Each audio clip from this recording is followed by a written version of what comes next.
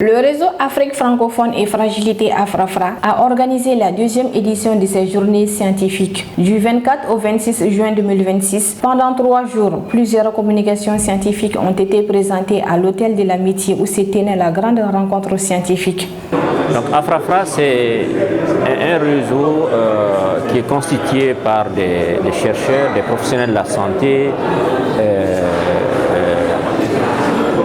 mais aussi des enseignants-chercheurs, des professionnels de la santé un peu partout dans le monde, mais majoritairement dans les pays d'Afrique francophone, donc qui visent essentiellement à soutenir le renforcement des systèmes de santé dans nos pays francophones fragiles. Donc pourquoi pays francophones? Parce qu'on a remarqué que la recherche est faite en anglais et il y a nos pays francophones qui sont un peu marginalisés par le fait qu'ils sont francophones et donc ils n'ont pas accès à des financements de recherche.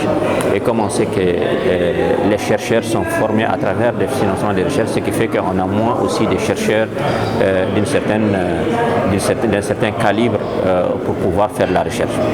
Donc le deuxième volet, c'est que par rapport au contexte en crise aussi, c'est aussi les mêmes problèmes qui se posent. Vous savez que quand il y a des crises sécuritaires souvent, donc les bailleurs n'aiment pas financer les contextes où il y a des crises et les chercheurs eux-mêmes ne veulent pas prendre des risques pour aller faire des collectes de données dans ces contextes-là.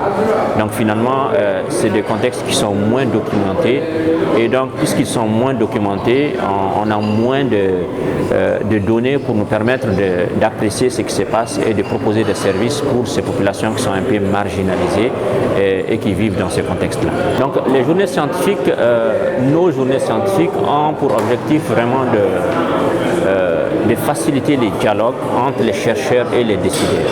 Donc, pour cette année, elle porte sur la résilience des systèmes de santé, c'est-à-dire, en d'autres termes, comment est-ce que le système de santé absorbe les chocs, comment est-ce qu'il s'adapte aux chocs et même comment est-ce qu'il se transforme pour pouvoir continuer à fonctionner malgré les crises qu'il traverse. Donc, c'est la thématique de cette année. Pour cette année, on a eu 85 abstracts donc, qui se sont présentés sur lesquels finalement on a sélectionné une trentaine d'abstracts, 35 abstracts précisément. Donc ils vont présenter sous forme de présentation orale ou sous forme de poster. Donc on a aussi 5 panels au cours desquels 15 panélistes vont partager les réflexions et leurs perspectives sur les différentes thématiques en lien avec la résilience des systèmes de santé. L'un des moments forts des journées scientifiques Afrafra 2026 était la remise des prix lors de la deuxième journée. Le concours Afrafra dénommé Ma thèse en 180 secondes a vu le sac de l'étudiant Adama Koulibaly. Quant au concours journalisme scientifique sur la santé Afrafra, il a été remporté par Michel Mamba Koulibaly de la radio Clédou. Le deuxième et le troisième prix ont été remportés successivement par Bertine Kalnimé et Aïchata Tigana du journal Sciences de chez nous. Ce qu'il faut savoir, c'est vrai, nous intervenons dans le cadre de la vulgarisation, mais c'était avant tout pour moi une manière de sensibiliser la population parce que ces études scientifiques, comme on l'a eu à travailler avec des études scientifiques, sont, je dirais, des moyens pour informer la population autour des dangers face à différentes maladies. Et notamment, j'ai eu à traiter un sujet sur l'importance de la vaccination vis-à-vis des maladies qui favorisent la mortalité infantile. Donc c'est un peu ça le truc, c'est de sensibiliser la population en vue de réduire un peu les taux de mortalité néonatale. Oui, justement, la santé, c'est le secteur qui touche tout le monde. Donc on va dire que chacun a une responsabilité, a un rôle à jouer pour maintenir une bonne santé autour de soi. Notamment un journaliste qui a une responsabilité sociale envers sa communauté. Donc avoir l'opportunité de maintenir un climat sain. Donc je dirais que l'opportunité là, elle est salutaire. Au cours des journées scientifiques Afrafra 2026, les membres du réseau dédié au soutien des systèmes de santé dans les pays d'Afrique francophone ont fait plusieurs communications sur la santé, notamment en faveur du financement souverain ou encore sur la situation des déplacés internes au Mali. Nous sommes dans un contexte difficile, c'est un contexte mondial. qui n'est pas seulement spécifique à nos pays, mais nos pays sont encore plus affectés du fait justement de la crise sécuritaire dans laquelle nous nous trouvons. Ce qu'il faut souligner, c'est que ce type de forums sont importants pour déjà l'échange entre les chercheurs. Vous voyez, je viens du Burkina, je suis au Mali, donc c'est déjà une opportunité pour échanger entre chercheurs.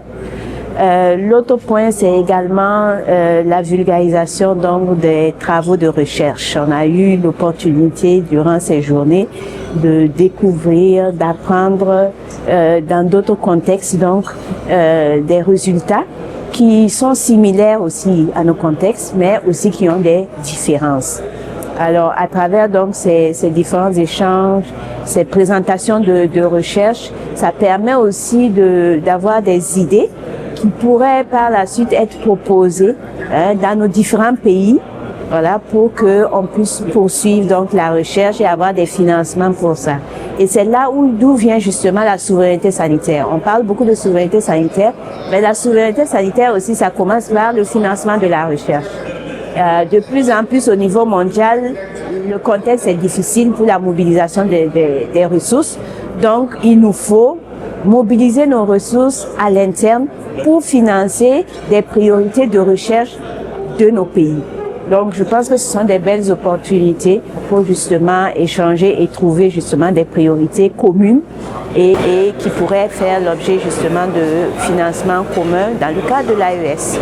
Les principaux résultats de notre recherche, c'est qu'en fait, les déplacés internes ne sont pas vraiment visibles comme population dans la prise en charge des soins de santé au Mali, parce qu'elles font partie de toutes les populations vulnérables en général. Et aussi, les déplacés qui se promènent de zones rurales vers les zones urbaines sont liés à une nouvelle interface, qui est l'interface animal-homme-environnement qui change à travers le déplacement et qui est très peu étudiée actuellement et qui quand même a besoin d'être étudiée pour pouvoir prendre en charge les déplacés dans l'entièreté de leurs problèmes. Donc cette prise en charge, cette dissémination se fait déjà ici, aujourd'hui dans les journées scientifiques de Afrafra, mais elle se fait aussi auprès des parties prenantes avec lesquelles on a eu plusieurs rencontres et elle sera aussi d'office via des publications scientifiques et elle se fera aussi avec des rencontres avec les décideurs politiques. Donc nous pensons que la dissémination pourra se faire à un public assez large et elle se fait certainement aussi via vis-à-vis des déplacés internes eux-mêmes et des communautés hautes qui sont les premiers concernés. Je pense qu'on a déjà couvert une grande partie des cadres quand même parce qu'on a disséminé envers ceux qui sont intéressés, on a disséminé envers les scientifiques, les non-scientifiques, les policy makers, donc les décideurs politiques, les ONG.